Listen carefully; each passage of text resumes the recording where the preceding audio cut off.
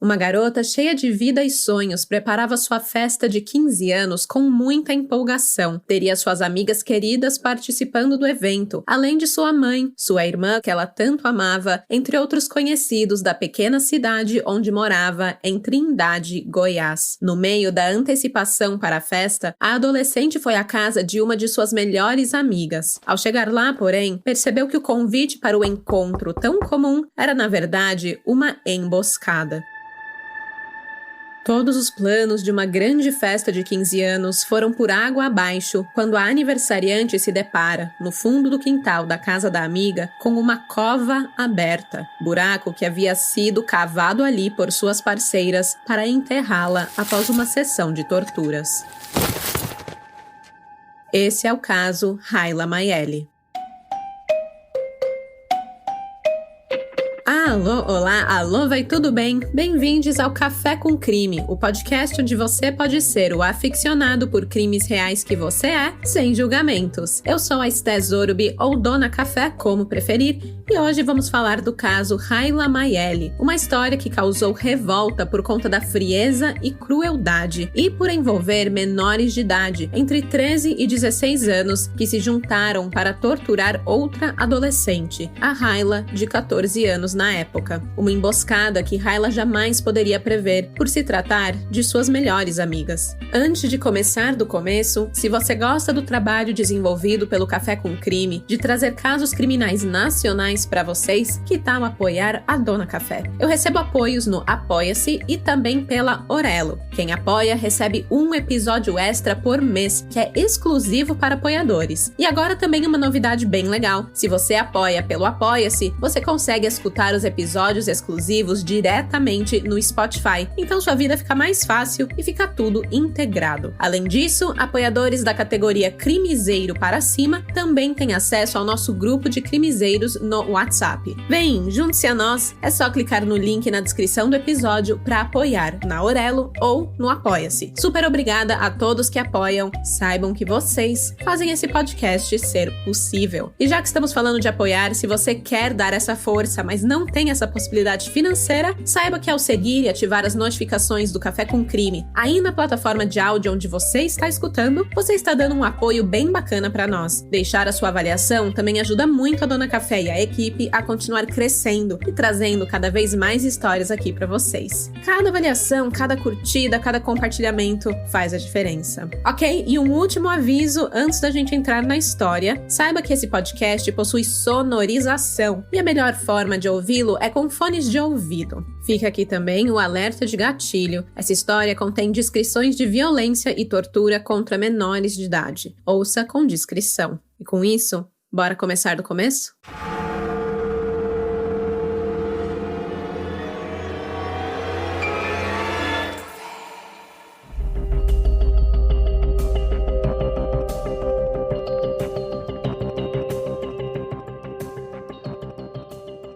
Hayla Mayeli Ferreira Clô tinha apenas 14 anos quando sua vida, que até então parecia ser como a de qualquer outra jovem de sua idade, foi brutalmente interrompida por um acontecimento que ela, nem ninguém próximo, seria capaz de imaginar. Mas antes de chegarmos a esse momento, vamos entender um pouco sobre como era sua vida até ali, antes que os lobos em pele de cordeiro entrassem em seu caminho. Hayla sempre foi uma garota de muitas amizades. A sua casa estava constantemente cheia de amigas e as portas estavam sempre abertas para quem quisesse entrar. Para ela, a vida se resumia a 3 pilares: a escola, sua casa e os momentos passados na casa das amigas. Ela tinha uma irmã de 4 anos, a Nicole, que tinha necessidades especiais, o que a fazia acompanhar a sua irmã em terapias e cuidar dela no cotidiano. Hayla e Nicole estavam sempre juntas, principalmente quando sua mãe, Elis Regina Ferreira, ia para o trabalho. Era Hayla quem cuidava da pequena. Mas, além disso, a sua rotina era como a de qualquer adolescente, cheia de risos e conversas descontraídas com as amigas mais próximas. A amizade de Hayla com essas meninas começou quando ela tinha apenas 12 anos, ou seja, desde que havia se mudado para Trindade, Goiás. Aos 14 anos, o quarteto já era parte fundamental de sua vida. Pode parecer que 2 anos não é muita coisa, mas quando você é adolescente, 2 anos é como se fosse uma vida inteira. O nome das amigas não será revelado aqui no Café com Crime, já que a identificação de menores infratores é vedada pelo Estatuto da Criança e do Adolescente. O objetivo da lei é garantir que a pessoa não seja estigmatizada para o resto da sua vida pelos seus atos passados, da época da sua adolescência e da sua infância. E,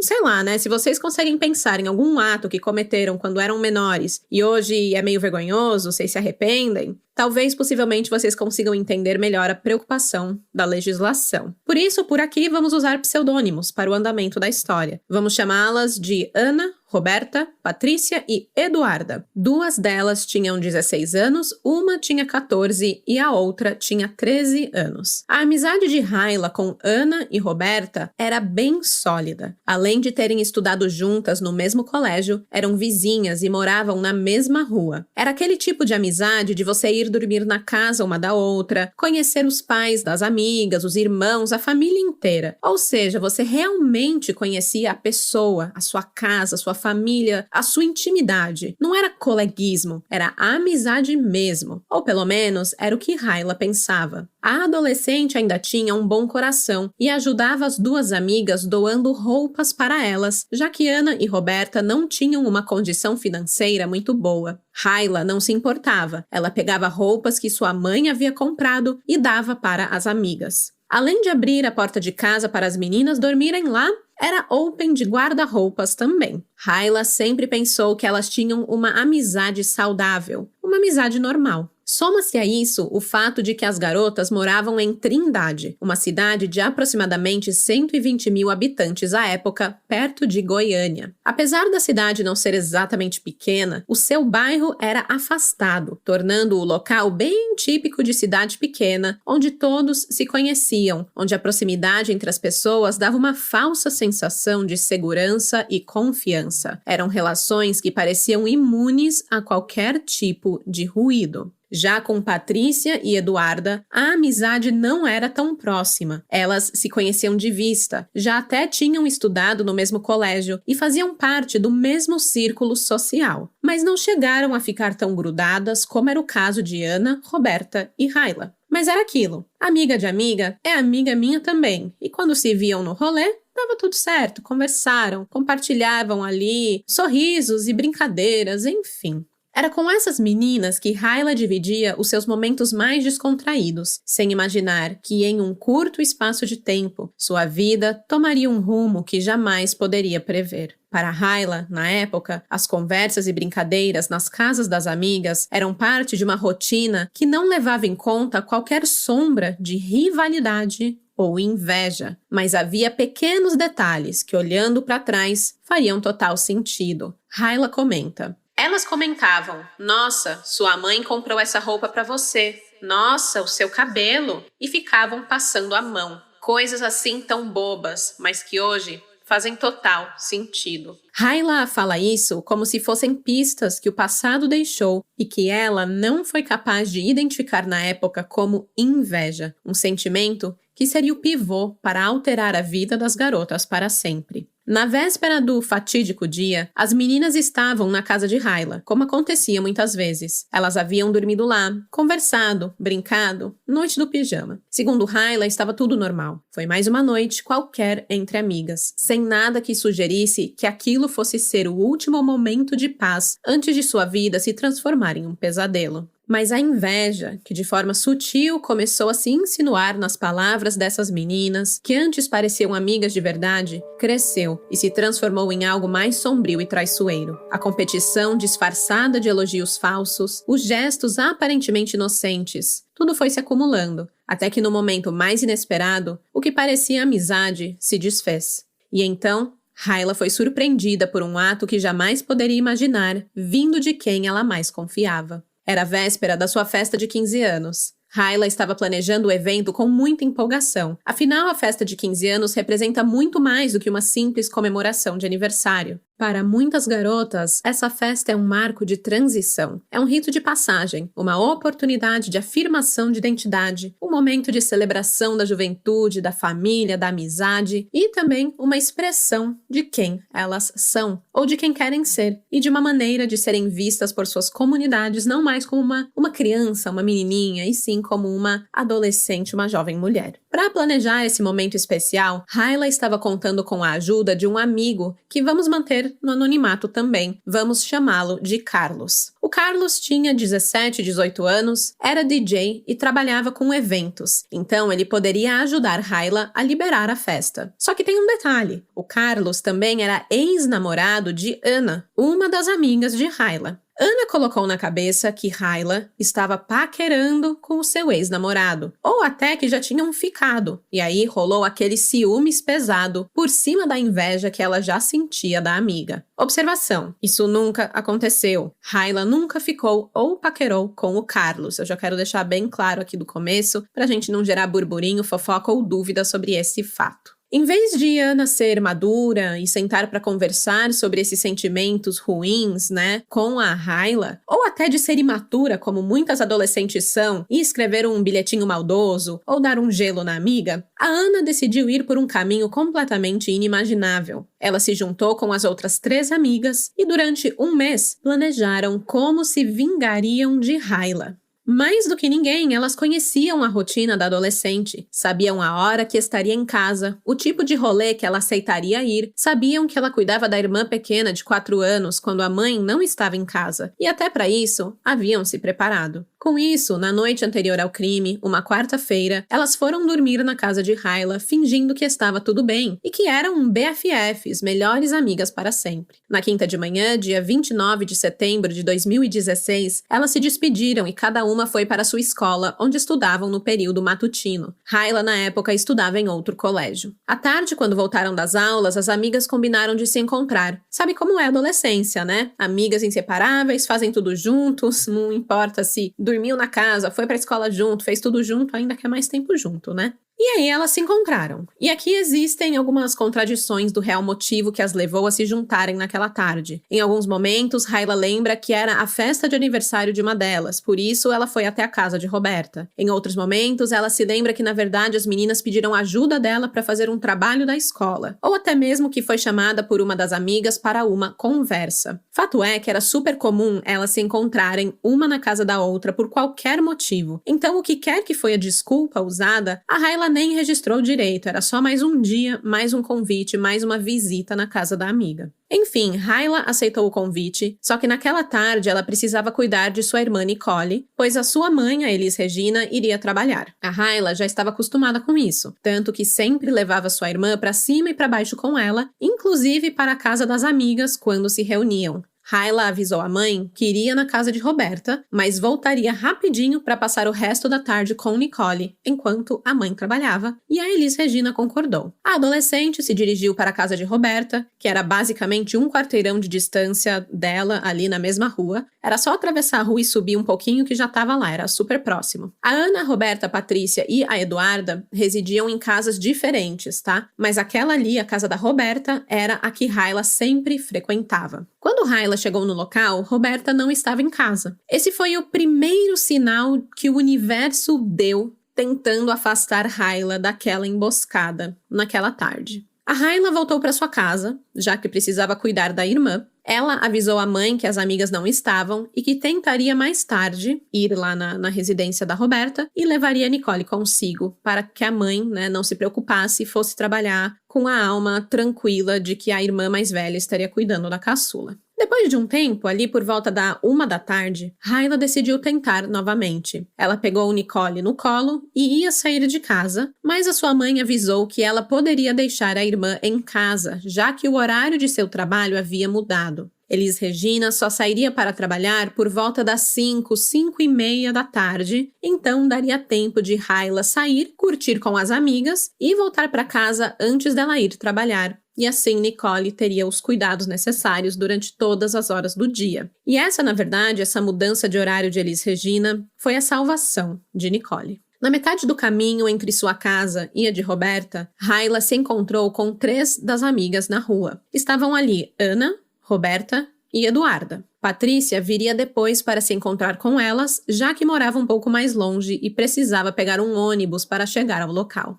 Ana, Roberta, Eduarda e Raila andaram poucos passos até a casa onde se encontrariam naquela tarde. As 3 amigas entraram primeiro na residência, e foi bem nesse momento que surge o segundo sinal de que o universo estava tentando afastar Raila daquela emboscada. Uma conhecida de Raila viu ela na porta da casa de Roberta naquele momento e veio puxar papo dizendo: "Ai, Raila, tem tempo que eu não te vejo." As garotas conversaram um pouco ali na porta, até que essa menina convidou Raila para ir à sua casa. Era a oportunidade perfeita para Raila escapar, mas ela não sabia que precisava escapar de nada naquele momento. Raila então disse que já havia combinado com suas amigas de ajudá-las no trabalho da escola, mas que poderiam se encontrar em outro momento. Elas se despediram, a conhecida foi embora e Raila entrou na casa de Roberta. Voluntariamente e sem ter a menor ideia do que estava para acontecer, Raila entrou na casa onde viveria momentos saídos de um pesadelo. Entrou numa casa de torturas.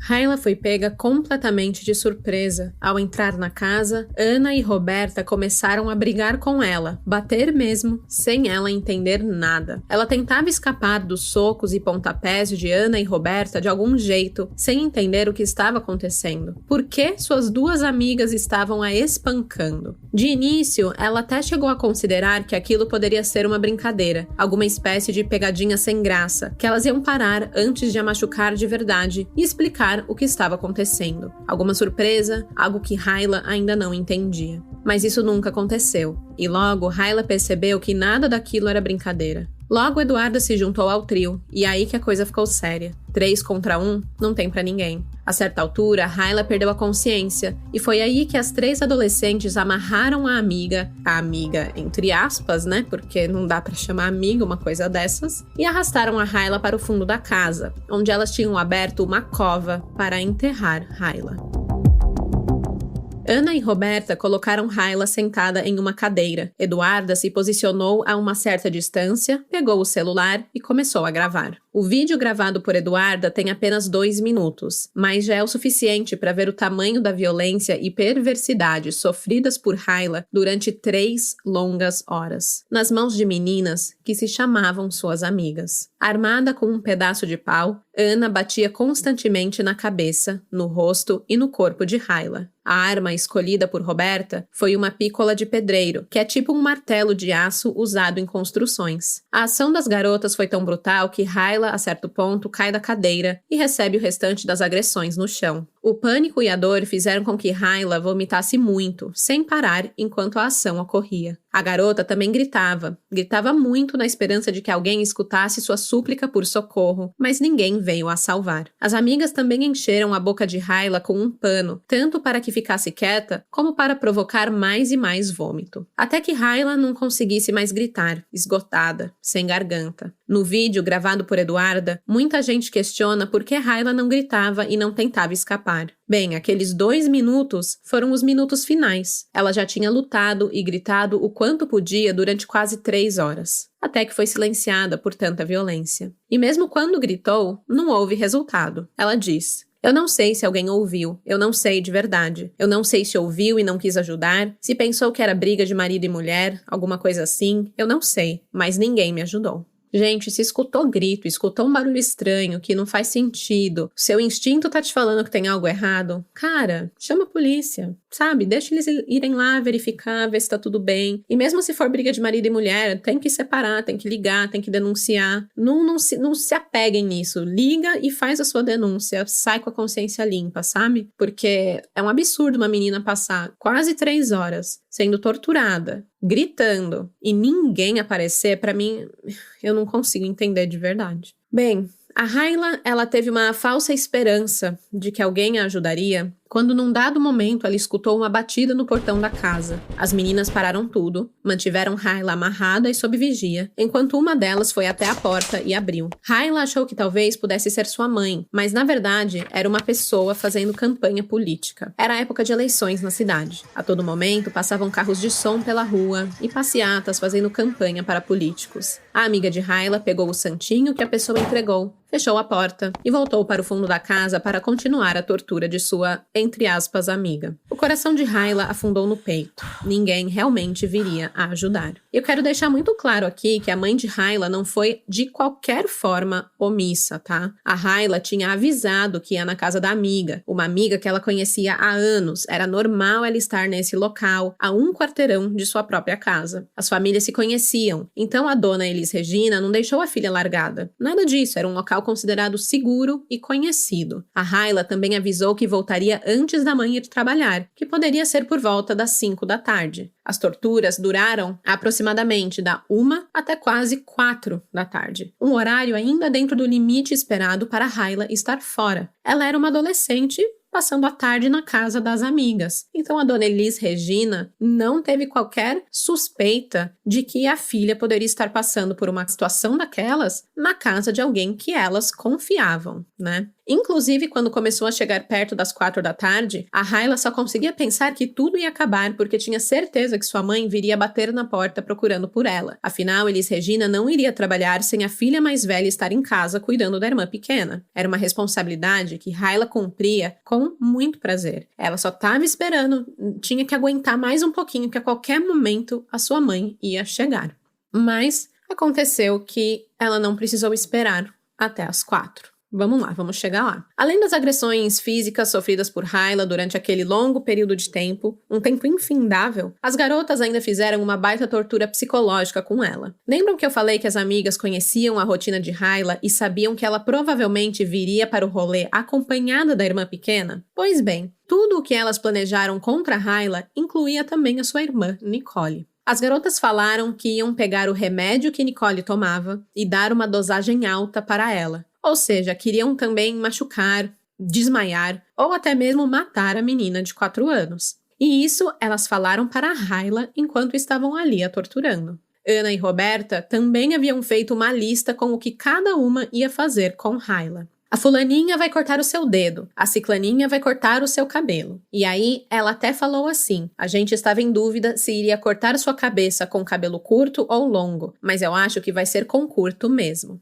No papelzinho das garotas estava listado as seguintes torturas: cortar os dedos das mãos e dos pés, cortar a língua, tirar o peito de Hyla e degolar sua cabeça. Elas leram a lista enquanto estavam com Hyla amarrada ao lado de uma cova que haviam cavado para enterrá-la após toda a tortura. Enquanto elas diziam que Ana iria cortar tal coisa e Roberta iria tirar tal parte de seu corpo, Eduarda estava responsável por gravar tudo para postar nas redes sociais depois, no intuito de uma humilhação final da vítima. Enquanto a Patrícia viria para a matar e finalizar o serviço. Bem, Ana, Roberta e Eduarda estavam em suas posições cumprindo sua parte. Porém, Patrícia não apareceu. As amigas ligavam constantemente para Patrícia, perguntando onde ela estava, que estava demorando demais. Acontece que o ônibus que Patrícia havia tomado para ir ao local quebrou no meio do caminho. Olha aí o universo de novo do lado de Hyla, dando essa terceira chamada para tentar salvar a vida dela. A Roberta falava ao telefone que Patrícia tinha que dar um jeito de chegar logo, pois, daqui a pouco minha mãe chega do trabalho, então eu vou ter que finalizar. Roberta morava com a mãe e o irmão, e ambos trabalhavam o dia inteiro. Então as garotas haviam planejado usar aquela janela de tempo, enquanto os responsáveis por Roberta estavam no trabalho, para matar e enterrar Hyla sem deixar vestígios. Por isso fizeram tudo muito bem planejadinho, né? Passaram um mês inteiro planejando. Surpreenderam Hyla na entrada da casa, a amarraram, a levaram para o quintal no fundo, que era de terra, e a enterrariam numa cova. Tampariam o buraco de novo com terra, a pá já estava pronta ao lado ali no chão e, tcharam, o crime perfeito, sem vestígios. Isso na cabeça delas, né? A certa altura, Roberta e Ana viram que não dava mais para esperar Patrícia chegar e botaram o plano em ação. Elas pegaram roupas novas. Sim, as mestres do crime, que não queriam sujar as próprias vestes com o sangue da vítima. Essas roupas, na verdade, eram peças que Hayla havia doado para elas. Irônicas, né? Nessa hora, Ana a abraçou e disse que a amava e que estava fazendo tudo aquilo para Hayla aprender a valorizar a própria vida, pois ela tinha tudo de bom e do melhor, mas não dava valor. A voz da inveja gritando alto aqui. A Roberta pegou uma faca e cortou os cabelos de Hayla. Suas longas mechas pretas se misturaram na terra e, em meio ao barro, foram colocados dentro de um saco de lixo com algumas folhas secas e restos de grama. Ana e Roberta tiraram Hayla da cadeira e mostraram a cova, apontando e dizendo: "É aqui que você vai morrer." Mesmo depois de ter passado por tanta tortura física e psicológica, Hayla continuava pensando que de alguma forma aquilo era um trote e que a qualquer momento iam parar e ela poderia sair dali. Talvez esse foi o seu jeito de sobreviver àquele momento cruel. A Hayla só percebeu que não se tratava de uma brincadeira quando foi jogada na cova e esfaqueada no ombro. Nessa hora, eu pensei que aquilo não estava certo e que eu realmente iria morrer ali.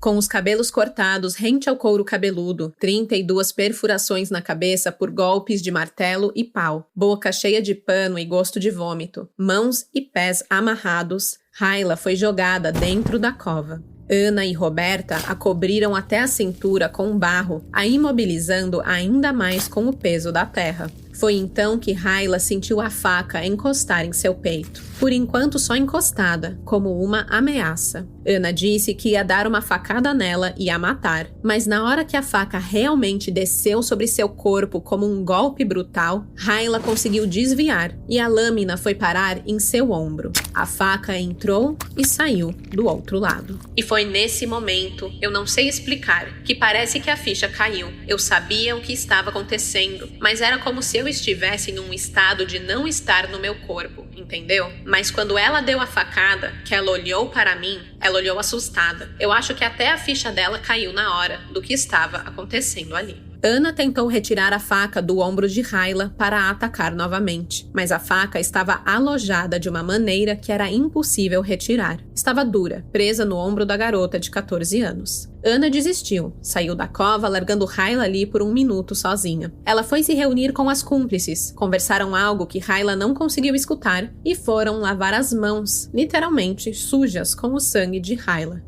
Foi nesse momento de descuido e distração das amigas que Hayla conseguiu fazer o impossível. Com uma faca cravada no ombro e correndo risco de hemorragia, Hayla se livrou da morte. Nesse meio tempo, e é uma das únicas partes que eu não consigo lembrar perfeitamente como aconteceu, foi que eu saí de lá, pulando um muro, com a faca no ombro e com as mãos e os pés amarrados.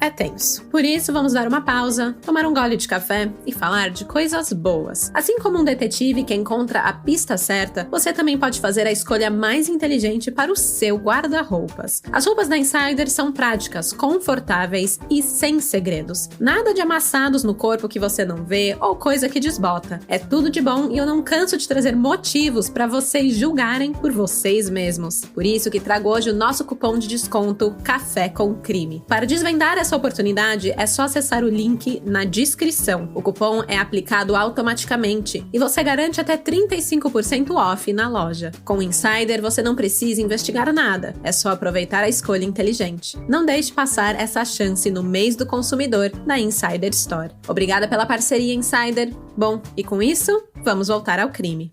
Subtle results, still you, but with fewer lines. Botox Cosmetic, out of botulinum toxin A, is a prescription medicine used to temporarily make moderate to severe frown lines, crow's feet, and forehead lines look better in adults. Effects of Botox Cosmetic may spread hours to weeks after injection, causing serious symptoms. Alert your doctor right away as difficulty swallowing, speaking, breathing, eye problems, or muscle weakness may be a sign of a life-threatening condition. Patients with these conditions before injection are at highest risk. Don't receive Botox Cosmetic if you have a skin infection. Side effects may include allergic reactions, injection site pain, headache, eyebrow and eyelid drooping, and eyelid swelling. Allergic reactions can include rash, welts, asthma symptoms, and dizziness. Tell your doctor about medical history, muscle or nerve conditions including ALS or Lou Gehrig's disease, myasthenia gravis, or Lambert-Eaton syndrome, and medications, including botulinum toxins, as these may increase the risk of serious side effects. For full safety information, visit BotoxCosmetic.com or call 877-351-0300. See for yourself at BotoxCosmetic.com.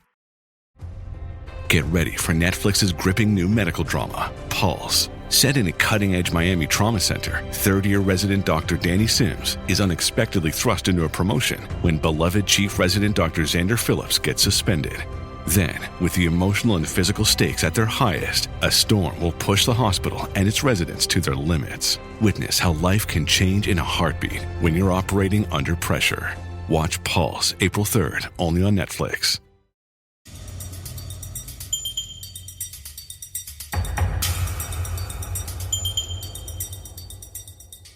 No fundo da casa de Roberta havia um corredor e ali um pé de jabuticaba. Abençoada foi a mão que plantou esse pé de jabuticaba ali, próximo ao muro com a casa do vizinho. Mesmo com os pés e as mãos amarrados, Hayla conseguiu ficar em pé na cova, se livrar do barro que cobria sua cintura e colocar os pés na jabuticabeira e pular o muro. Foi a sua salvação. Gente, é só com uma força do além mesmo. Hayla protegidíssima. Ela conseguiu pular 3 muros após subir em uma árvore, mesmo com os pés e as mãos amarradas e uma faca enfincada no ombro. Eu tô até repetindo a informação porque, assim, é inacreditável. Ela comentou: "Não me lembro como, pois essa parte me dá um branco, mas pulei os muros com os pés e as mãos amarradas e uma faca no ombro. Elas tentaram me pegar, mas não conseguiram."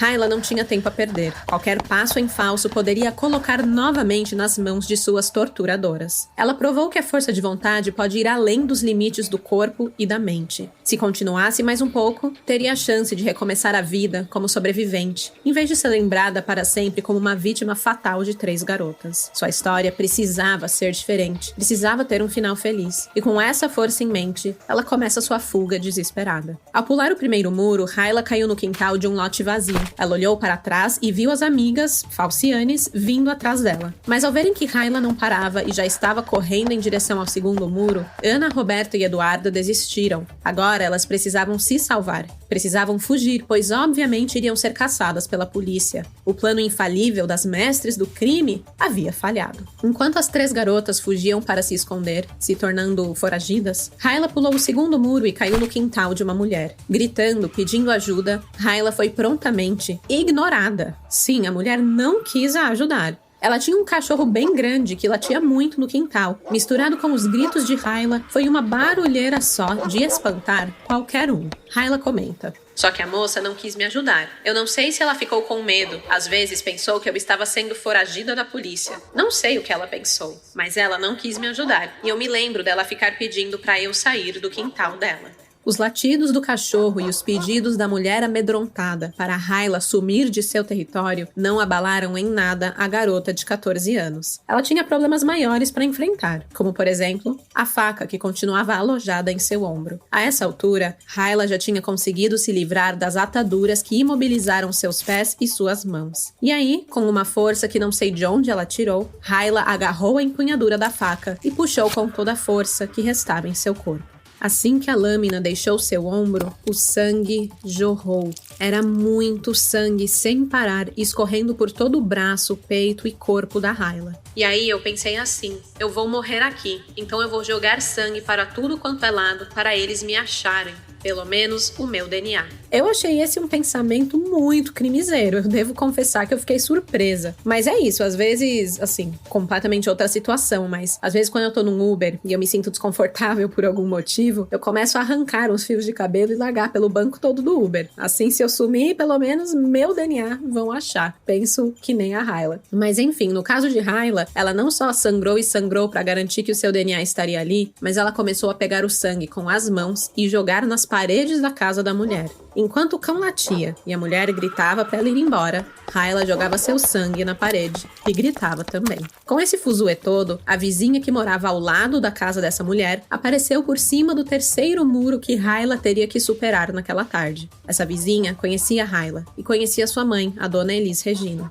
Vendo a cena, a vizinha prontamente se dispôs a ajudar e mandou Hyla pular o muro que ela iria chamar socorro. O problema é que com a grande quantidade de sangue que Hyla havia perdido, ela não tinha mais forças em seu corpo para pular um terceiro muro. Ela estava muito fraca, teve uma queda de pressão e desmaiou. A vizinha, com a ajuda de sua filha, pegou Hyla pela blusa e a jogou para o outro lado do muro, finalmente no quintal de uma casa segura. Mãe e filha, então, transportaram Hyla para dentro da residência, onde imediatamente trancaram as portas, pois não sabiam se Hyla estava sendo perseguida por quem quer que seja que tinha feito aquilo com ela. Enquanto a vizinha chamava a ambulância e a polícia, ela enviou sua filha para a casa de Hyla para avisar a dona Elis Regina. Ao receber a notícia, Elis Regina pediu que a garota ficasse tomando conta de Nicole, enquanto ela fosse para a casa onde Hyla estava. Ela não queria expor Nicole, que já tinha necessidades especiais, a um trauma como ver a irmã naquela situação. Então, a garota, a filha da vizinha, aceitou, entrou na casa de Elis e trancou a porta imediatamente. Imagine o medo, de ser perseguida também enquanto está lá, na casa da vítima, cuidando da irmã dela, Parecia um risco, mas ela estava disposta a correr pelo bem da família de sua vizinha. Enquanto isso, a vizinha, que eu nem tô falando o nome dela porque ela não quis ser identificada, ela estava lá cuidando de Hyla. Ela comentou que ela se assustou muito com o tamanho das agressões sofridas pela adolescente, dizendo: "Nossa, a gente fica num susto tremendo. Isso não é coisa que se faça com ninguém. O que tem na cabeça de uma pessoa dessas?" A mulher retirou o restante das cordas e panos que estavam amarrando o corpo de Hyla e a deitou no sofá. Nesse momento, Hyla retomou consciência e ficou envergonhada de seu estado. Em sua mente, a sua cabeça estava toda aberta e ela imaginava que seu rosto, então, devia estar irreconhecível. Por isso, quando a sua mãe chegou na casa dessa vizinha, Hyla ficava tentando cobrir sua cabeça e seu rosto, pois não queria que sua mãe a visse daquele jeito. E a reação de Dona Elis foi aquela de qualquer mãe. Ela ficou apavorada com o estado da filha, entrou em pânico, chorava muito, gritava muito e começou a passar mal. Mas ela se manteve sã e consciente, com aquela força que só uma mãe mesmo consegue para poder ajudar a filha.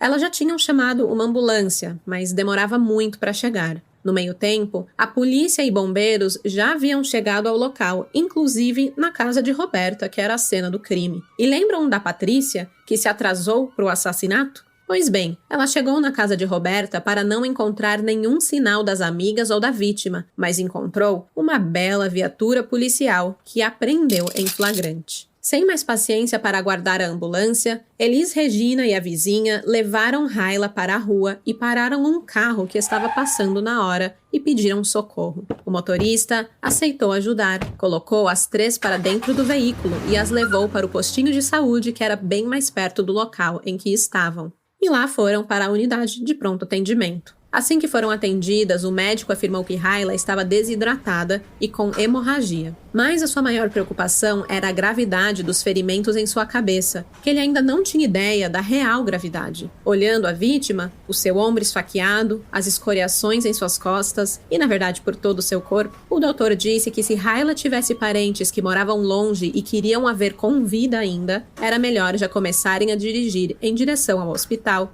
para vê-la uma última vez. O estado de Hyla era crítico. Ela poderia morrer por causa dos machucados, por uma infecção ou até mesmo por desidratação. No posto, enfermeiros deram banho em Hyla e fizeram suturas. Foram identificadas 32 perfurações em sua cabeça, boca e mãos. O corte mais fundo que ela tinha havia coagulado, mas ainda estava com sangramento. Então ela levou pontos ali também. No total, foram mais de 30 pontos. Depois, Hyla foi encaminhada para o UGOL, que é o Hospital Estadual de Urgências Governador Otávio Lage de Siqueira. Lá, Hyla passou por uma tomografia, raio-x e outros exames para identificar exatamente a gravidade de sua situação. E para surpresa de todos, não deu nada. Nada foi identificado em sua cabeça. Os médicos perguntaram o que havia acontecido com Hyla, mas mesmo com o relato de Dona Elis Regina explicando as torturas e a tentativa de homicídio pelo qual a sua filha passou, eles pareciam não acreditar muito.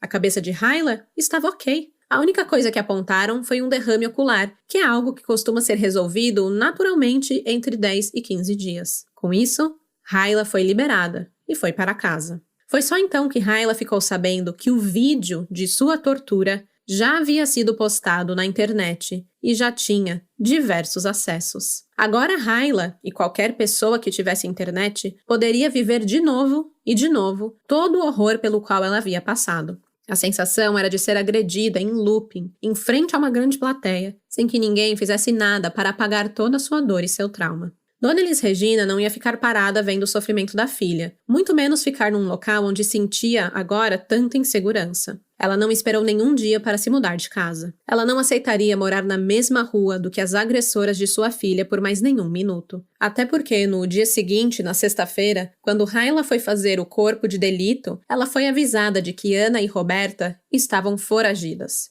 Elis Regina não ia esperar dar de cara com uma delas, não. Assim que chegaram do hospital, Elis colocou tudo que possuía em malas e deixaram a residência. A mudança não foi nada fácil, já que Hyla não podia ajudar com o seu ombro ainda ferido e Elis Regina havia quebrado o pé na hora que estava socorrendo a filha. Ela nem chegou a engessar o pé, pois estava correndo para cima e para baixo para garantir o bem-estar de sua filha. Mãe é mãe, né, gente? Um beijo aqui para todas as mães que fazem o impossível por seus filhos. Não tem criatura mais amável e poderosa do que vocês nesse mundo. Elis Regina afirmou: "Eu agradeço muito a Deus, porque passar pelo que ela passou, eu costumo dizer que se fosse o contrário, eu não teria aguentado. Eu acredito que ela foi forte para aguentar tudo o que ela aguentou. Ainda pular o muro toda amarrada naquela situação, eu acredito que eu não aguentaria. Eu não achava que ela era tão forte como ela mostrou. As cicatrizes dela são por fora, mas a minha vai ser para o resto da vida. Eu não consigo. Até agora, acho que não caiu minha ficha ainda."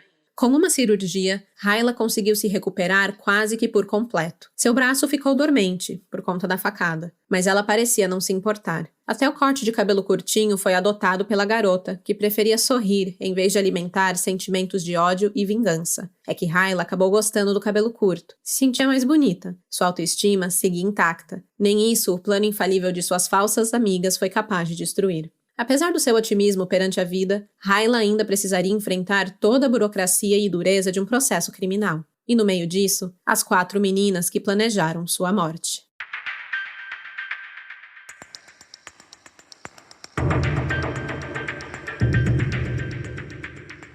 Como mencionei anteriormente, Patrícia foi presa ao ser abordada no local do crime no mesmo dia em que as torturas contra Hyla aconteceram, dia 29 de setembro de 2016. Patrícia chegou atrasada para o encontro fatal, depois que Hyla já tinha fugido. A polícia já tinha cercado a casa de Roberta, já que Hyla havia contado tudo o que tinha acontecido. Assim, prenderam Patrícia em flagrante. No local, a polícia também recuperou a pá usada para cavar a cova onde Hyla seria enterrada, além de alguns fios de cabelo da vítima que foram arrancados durante a sessão. Eduarda, a que filmou toda a ação, também foi apreendida no dia 29 de setembro. Acontece que ela apareceu no hospital onde Hyla estava internada, enquanto a vítima ainda estava em atendimento, e quis conversar com a polícia. Depois de ver Hyla pular 2 muros e escapar de suas garras, Eduarda foi para casa, tomou banho e se arrumou. Ela então se dirigiu ao hospital, onde um policial estava a postos, e disse: "Eu estava lá. Eu vi tudo o que aconteceu com ela. Eu tenho tudo filmado." A supermente brilhante que planejou um crime infalível por 1 mês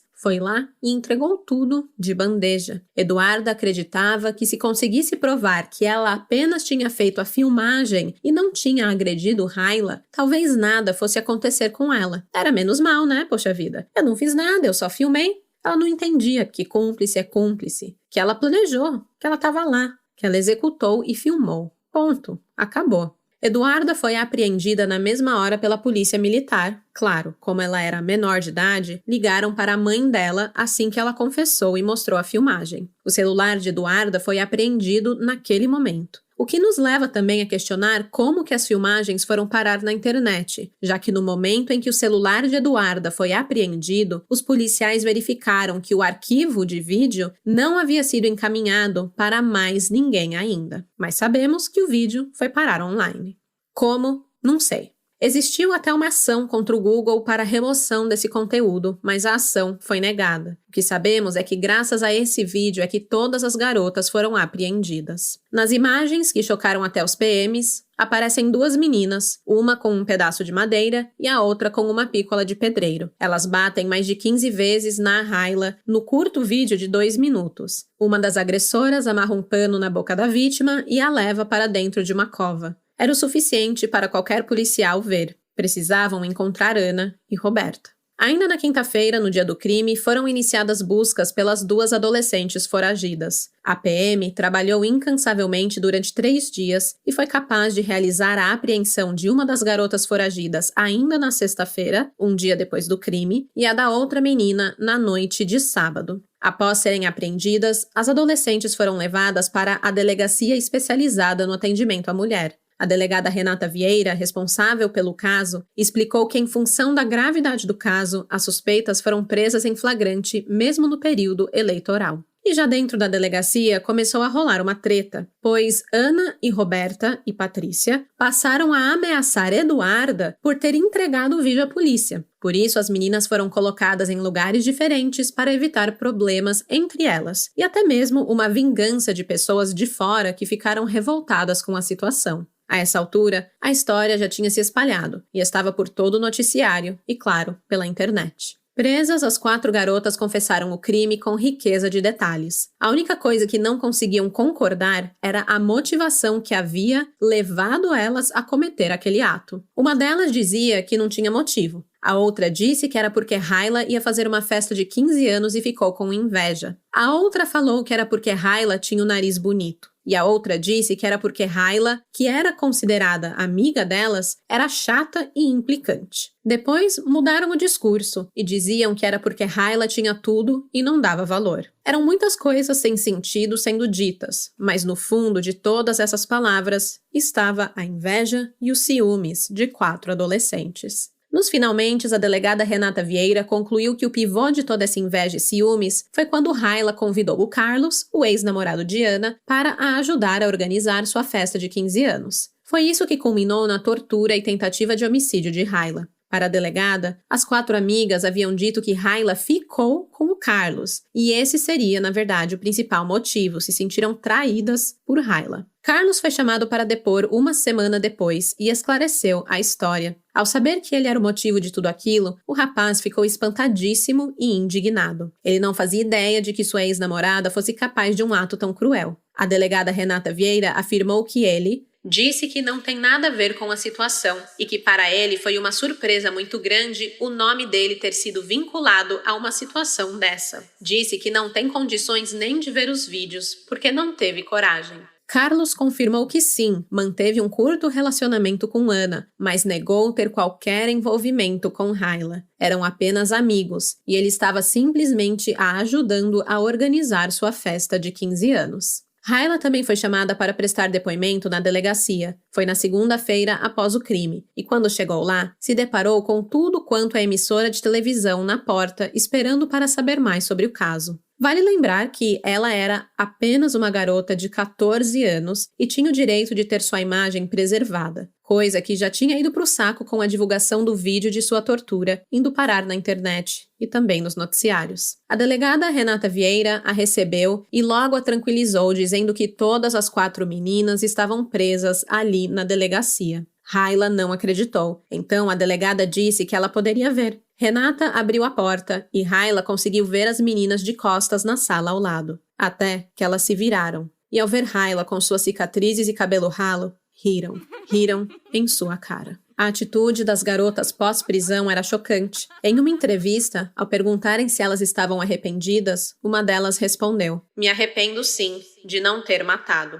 Ao relatar o que aconteceu, uma das menores, a de 14 anos, se indignou porque a Hayla conseguiu escapar. Todo mundo aqui estava com raiva dela, porque ela não gosta da gente por causa desse negócio de namoradinho. No nosso pensamento, íamos bater nela, ela ia morrer e nós íamos enterrar ela. Só que aí não deu certo, porque nós somos a frouxa, sabe? Nós não damos conta de começar o serviço e terminar. Claramente, elas não sentiam remorso algum. Pensavam que nada aconteceria com elas por serem menores de 18 anos. Coisa que fica nítida no comportamento delas perante a delegada Renata Vieira. Ela relatou. Ao chegar no município de Formosa, perguntaram se iam ser levadas para um restaurante, porque estavam com fome. E aí foi que eles disseram que elas iriam para o centro de internação. No momento em que elas chegaram no local, que foram separando os objetos que poderiam entrar e o que não poderia entrar, é que elas perceberam a realidade. E aí, os agentes disseram que elas mudaram totalmente o comportamento. A internação das garotas veio como um choque para a comunidade de Trindade. Alunos e professores que conviviam com elas diariamente não conseguiam acreditar no que havia acontecido. Para Guilherme Durans, coordenador do turno vespertino do colégio, as amigas nunca demonstraram nenhuma atitude agressiva que poderia ter chamado a atenção anteriormente. Isso gerou muita conversa, muita fofoca e muito julgamento. Porque, claro, né, gente, sempre tem algum ser iluminado que vai achar que a culpa é da vítima. Falava-se muito de Raila e o que ela teria feito para merecer aquilo. Raila disse que na época foi muito difícil, principalmente com as pessoas tirando conclusões erradas, mas Deus agiu na minha vida. Não sei como tive forças para me recuperar. E então veio a audiência, que pegou Raila de surpresa, assim como sua tortura.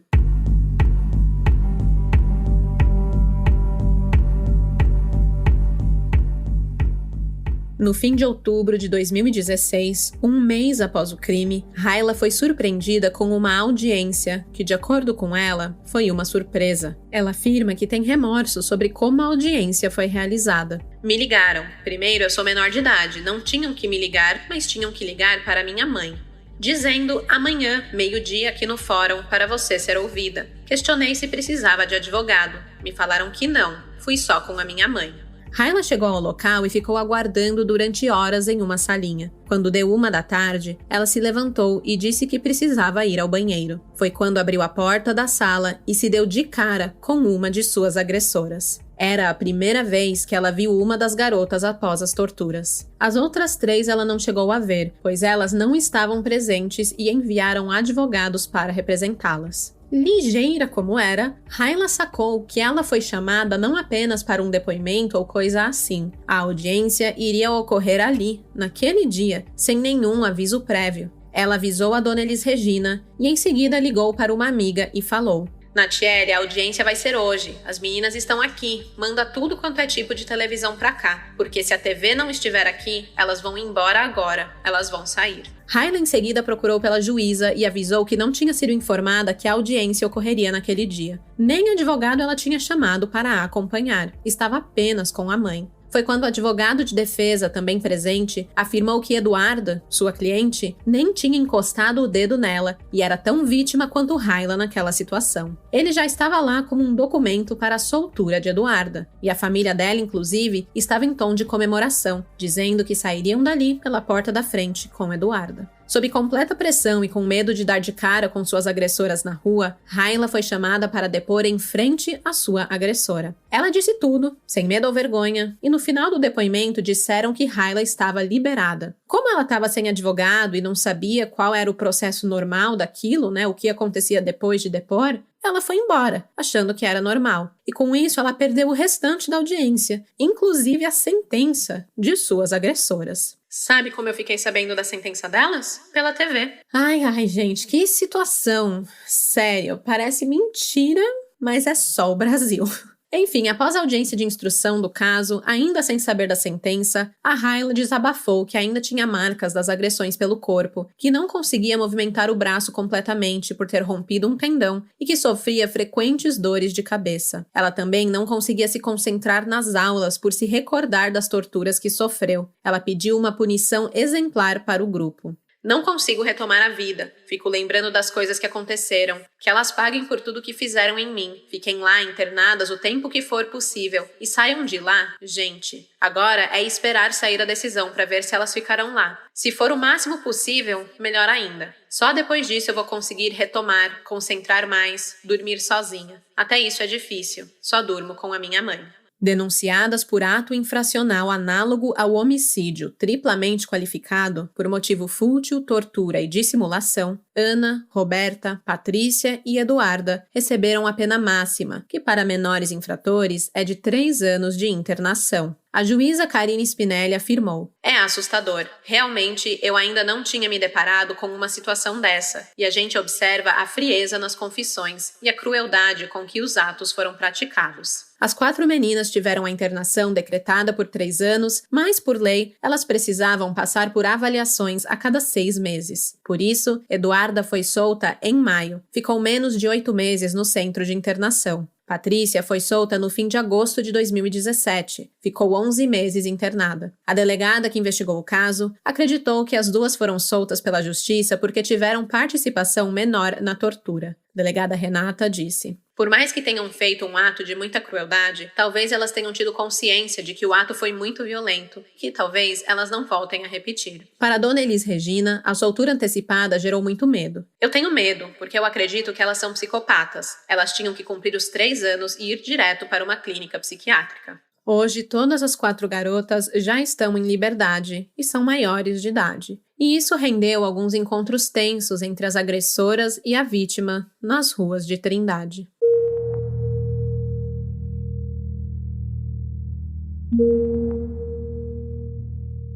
Após tudo que passou, Rayla finalmente teve a oportunidade de se encontrar com algumas das meninas que a agrediram. Entre as palavras que trocou com elas, uma se destacou. A que havia gravado, a Eduarda, pediu desculpas. As outras 3, no entanto, disseram algo assustador: "Nós deveríamos ter te matado." Era um reflexo da brutalidade que Rayla havia enfrentado, mas a história não parou ali. Ela, uma sobrevivente, não estava livre do medo. Certa vez, Rayla estava indo para o supermercado com sua irmã, a Nicole, em um dia que parecia normal. Mas, como ela mesma diz, instinto de mãe não erra. A dona Elis, que inicialmente se opôs a ir ao mercado com elas, voltou atrás e decidiu ir com as filhas. Quando passaram em frente ao corpo de bombeiros, a surpresa: Ana saiu de dentro do quartel. Sua mãe, ao ver a agressora, entrou em estado de choque e desmaiou no local. O desespero tomou conta de Rayla, que teve que correr para dentro do quartel e pedir ajuda. Aquele encontro inesperado com o seu passado, com quem lhe havia feito tanto mal, foi demais para sua mãe. Ana foi levada embora, enquanto Rayla tentava processar o que acabara de acontecer.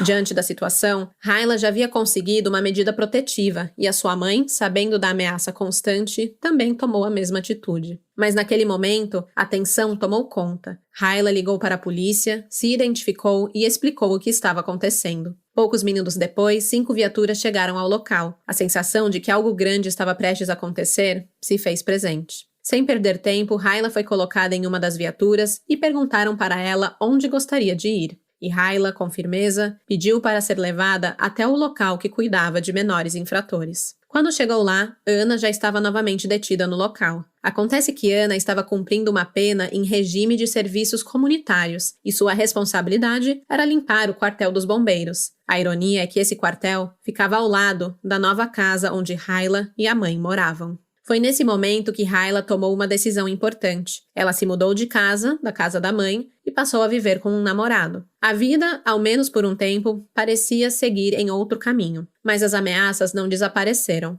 No começo de maio de 2023, a história se repetiu. Rayla recebeu uma ligação da mãe dizendo que Ana estava lá. Ela não entendeu imediatamente, né? Como assim a Ana tá aqui? Até que a dona Elis Regina explicou. A agressora estava ali, ao lado de sua casa, a observando. O pânico de reviver o pesadelo tomou conta de Rayla. Ela orientou a mãe a ir até uma delegacia, mas as coisas não pararam por aí. Ana, que parecia nunca desistir, começou a cercar a casa de Elis Regina, filmando tudo com o celular, observando cada movimento. Sua mãe foi até a delegacia e conseguiu uma nova medida protetiva contra a mesma agressora, que continuava filmando, só que agora de uma distância da esquina da casa. Era um claro ato de intimidação. Às vezes, os fantasmas do passado não desaparecem facilmente. Hayla, após todo o sofrimento, viu-se obrigada a lutar novamente contra os ecos daquela violência. A medida protetiva, que ela inicialmente duvidou se realmente funcionava, se tornou uma aliada importante em sua luta pela paz. Mas, como ela mesma disse, até mesmo com a proteção da lei, ainda assim o medo era algo que nunca a abandonava. A jornada de Hayla não foi apenas de sobrevivência, foi também uma luta constante para retomar sua vida e encontrar a paz que lhe foi roubada. E apesar das dificuldades,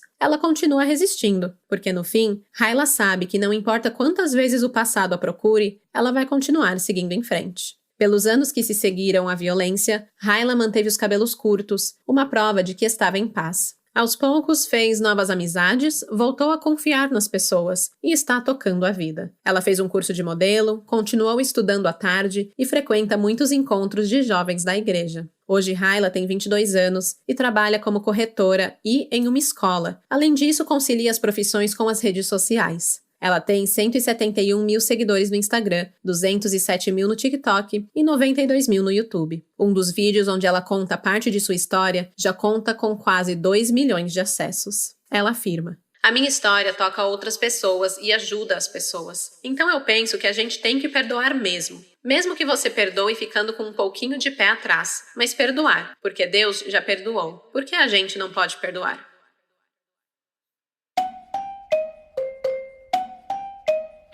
E esse é o relato sobre o caso Hayla Mayeli, a adolescente que foi torturada pelas suas amigas. Não dá pra chamar bem de amigas, né? Falcianes total e completamente cruéis. Mas apesar de, sim, da raiva, da ódio, eu quero deixar algo bem claro. As meninas cumpriram as suas penas, cumpriram a sua internação. E não importa se você acha que é pouco tempo, que deveria ser mais, isso aí é toda uma outra discussão sobre menoridade penal. O que importa é que dentro da lei, elas têm todo o direito de reconstruírem sua vida e ter uma segunda chance para fazer o que é correto. E se a vítima, a Hayla, perdoou, quem é você para ir linchar as garotas e os pais delas online?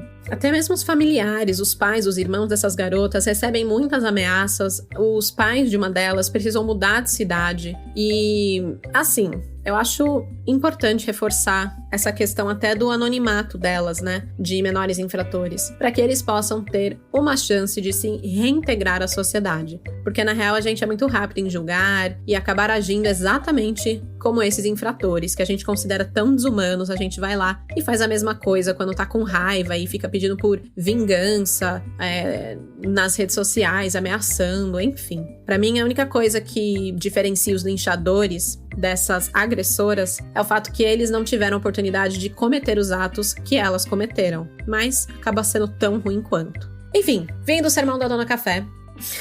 Esse foi o episódio de hoje. O que fica pra mim desse caso não é a crueldade das agressoras, mas o coração de ouro e a força de Hayla. Ela é realmente um exemplo de superação. Eu deixo aqui todo o meu respeito por ela e por sua família, e que essa história realmente ajude outras pessoas a se livrarem de amigas invejosas, se livrarem de perigos e ensinar aí pra todo mundo o real valor do perdão. Bem, crimezeiros, amanhã, quinta-feira, como sempre, eu postarei as fotos do caso lá no Instagram, no Blue Sky e no Twitter. Segue a gente nas redes sociais, incluindo o Facebook, se você quer ver imagens do caso e receber outros conteúdos extras que postamos por lá. Eu volto daqui a 15 dias, não na próxima quarta, mas na outra, com um caso novo pra vocês. E até lá, plantem pés de jabuticaba, porque de desgraça já basta esse podcast. Tchau, tchau!